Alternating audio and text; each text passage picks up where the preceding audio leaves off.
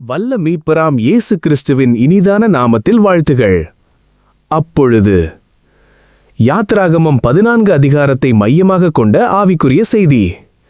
ஒரு மனிதனின் வாழ்க்கையில் சில அப்பொழுது நேரங்கள் இருக்கும். அந்த நேரங்களில் எல்லாம் இருளாக தோன்றும். ஜெபத்திற்கே பதில் இல்லாதது போல இருக்கும். முன்னே போக முடியாமல், பின்னால் திரும்ப முடியாமல் மனம் உடைந்து நிற்கும். அப்படிப்பட்ட ஒரு அப்பொழுது நேரத்தை தான் யாத்ராகமம் 14ஆம் அதிகாரத்தில் இஸ்ரவேல் ஜனங்கள் சந்தித்தார்கள். 400 ஆண்டுகள் அடிமைத்தனத்திலிருந்த மக்கள். தேவன் அவர்களை வல்லமையாய் எகிப்திலிருந்து வெளியே கொண்டு வந்தார். ஆனால் விடுதலை பெற்றவுடன் எல்லாம் சுலபமாகவில்லை. முன்னால் செங்கடல், பின்னால் பார்வோனின் இராணுவம், சுற்றிலும் பயம், இதயத்தில் பதற்றம். அவர்கள் நினைத்தார்கள், இங்கேயே நாங்கள் அழிந்து போவோம். அன்பானவர்களே, சில நேரங்களில் நம்முடைய வாழ்க்கையும் இப்படித்தான் இருக்கும். குடும்பத்தில் பிரச்சனை, உடல் நலத்தில் போராட்டம், பொருளாதார சிக்கல், எதிர்கால பயம், மனிதர்களின் நிராகரிப்பு, அனைத்தும் சேர்ந்து நம்மை அழுத்தும்.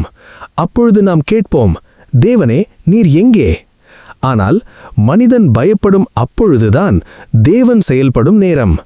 இஸ்ரவேல் ஜனங்கள் அழுதபோது மோசே சொன்னார், பயப்படாதிருங்கள், நிலை கொண்டிருங்கள், கர்த்தர் உங்களுக்காக யுத்தம் செய்வார்.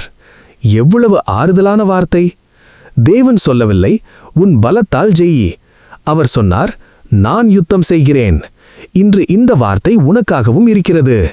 நீ சோர்ந்து போயிருக்கலாம். உன் கண்ணீரை யாரும் புரிந்து கொள்ளாமல் இருக்கலாம். நீ தனிமையில் போராடிக் கொண்டிருக்கலாம். ஆனால் தேவன் சொல்கிறார், நீ அமைதியாயிரு, நான் உனக்காக யுத்தம் செய்கிறேன். அதற்கு பிறகு தேவன் மோசேயிடம் ஒரு வியப்பான வார்த்தையை சொன்னார். நீ ஏன் என்னை நோக்கி கூப்பிடுகிறாய்? ஜனங்கள் புறப்படட்டும். இதன் அர்த்தம் என்ன? ஜெபம் அவசியம், ஆனால் ஜெபித்துவிட்டு பயத்தில் நின்றுவிடக்கூடாது.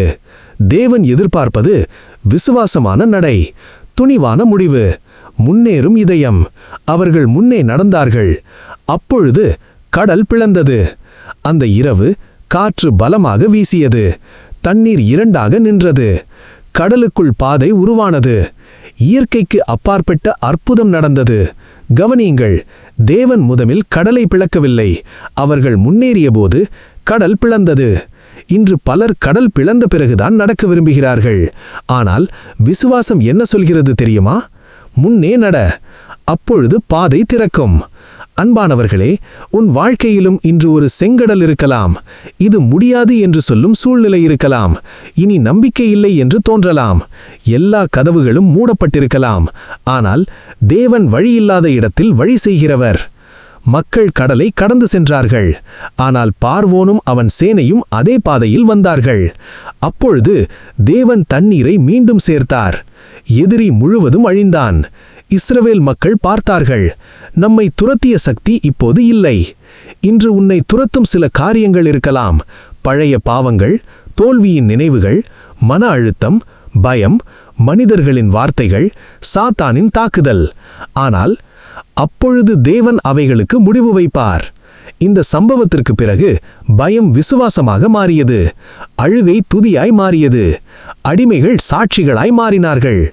ஒரு காலத்தில் அழுதவர்கள் பிறகு தேவன் பெரியவர் என்று சாட்சியிட்டார்கள். இன்று இந்த செய்தி உனக்காக. உன் வாழ்க்கையின் அப்பொழுது அருகில் இருக்கிறது. கண்ணீர் சந்தோஷமாக மாறும். தோல்வி வெற்றியாக மாறும். தடைகள் சாட்சியாக மாறும். செங்கடல் பாதையாக மாறும். நீ இன்று பயத்தோடு நிற்கிறாயா? தேவன் சொல்கிறார், பயப்படாதே. நீ உடைந்து போயிருக்கிறாயா? அவர் சொல்கிறார், நான் உன்னோடு இருக்கிறேன். நீ வழியில்லாமல் நிற்கிறாயா? அவர் சொல்கிறார், முன்னேறு.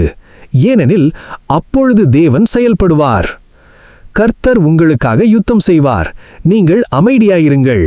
யாத்ராகமம் 14:14.